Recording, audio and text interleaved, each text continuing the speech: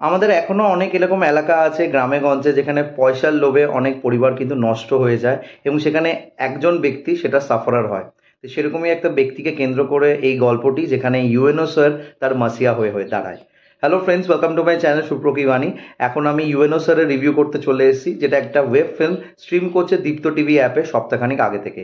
তো এই ফিল্মটার ডিরেক্টর হচ্ছে শায়েদ শাকিল। এখানে কাস্টিংয়ে আছে জিওল ফারুক অপূর্ব, তানজিম সায়ারা টোটিনি, ইন্তেকাব দিনার সহ আরও অনেকে।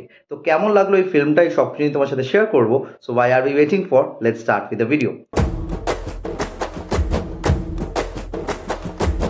ফিল্মটার ডিউরেশন হচ্ছে 1 ঘন্টা 46 মিনিটের কাছাকাছি। ফিল্মটার গল্পটা হয়েছে খুব ইনোভেটিভ সেটা আমি বলবো না, তবে এরম টাইপের গল্প এর আগে অনেকবার আমরা দেখে এসেছি। তো যেটা স্পেশালিটি হচ্ছে এই ফিল্মটা, সেটা হচ্ছে যেইভাবে স্ক্রিন প্লেটাকে লেখা হয়েছে, একটা নন লিনিয়ার ওয়েতে স্ক্রিন প্লেটাকে লেখা হয়েছে এবং সেটা সামহাও এই গল্পটার সাথে যায় এবং সেটার ক্যারেক্টার্সগুলোর যে এমপ্যাথি সেটার সাথে খুব সুন্দরভাবে যুক্ত হয়। স্পেশালি জিওল ফারুক অপূর্বর চরিত্রর একটা ব্যাক স্টোরি আছে, আবার তানজিম সায়ারা টোটিনিরও একটা ব্যাক স্টোরি আছে। দুটো ব্যাক স্টোরি দু রকম টাইম লাইনে খেলাধুলা করে এবং সেটাকে যেইভাবে এই গল্পের সাথে একটা জাংশন ফর্ম করে, সেটা কিন্তু অবশ্যই তোমাদের ভালো লাগবে।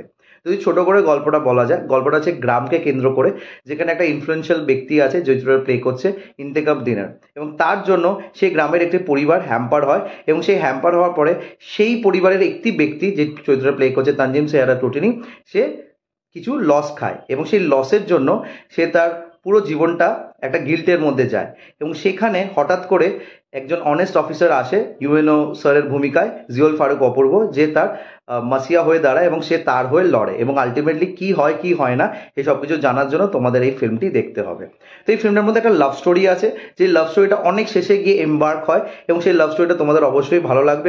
এবং অপূর্বর যে একটা ক্যারিজমা আছে লাভ বা রোম্যান্সের সাথে, সেটা সেই সময় সে খুব সুন্দরভাবে এক্সপ্লোর করে এই গল্পটার মাধ্যমে। এছাড়াও ইউএনও স্যারের ভূমিকায় অপূর্বকে কিন্তু বেশ একটা অন্যরকম লেগেছে এবং এই টাইপের চরিত্র কিন্তু তাকে সচরাচর দেখা যায় না। তো সে কিন্তু বেশ নিজের জায়গায় ঠিকঠাক অভিনয় করেছে।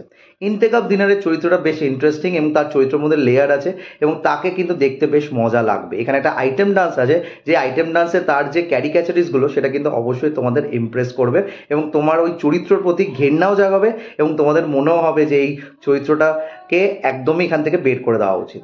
তানজিম সায়ারা টোটিনিরও কিন্তু দুটো রকম শেডস আছে এবং দু রকম শেডসে তাকে খুব ভালো লেগেছে। একটা হচ্ছে ডিগ্ল্যাম লুক আর একটা হচ্ছে যেরকম লুকে আমরা টোটিনিকে দেখে থাকি।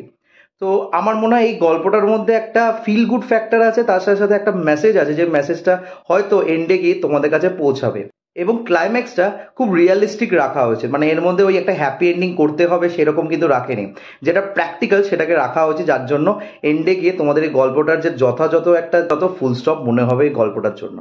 তো আমার কাছে এই গল্পটার প্রেজেন্টেশনটা ভালো লেগেছে এবং এখানে যে চরিত্রগুলোকে দেখানো হয়েছে সেই চরিত্রগুলো নিজের নিজের জায়গায় ঠিকঠাক অভিনয় করেছে এবং অপূর্ব নিজের যে দায়রা আছে সেখান থেকে বেরিয়ে কিছু একটা করার চেষ্টা করেছে, তার জন্য অবশ্যই তাকে একটা hats off.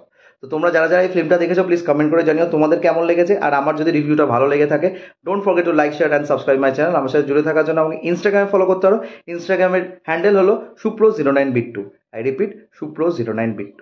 Till then stay tuned.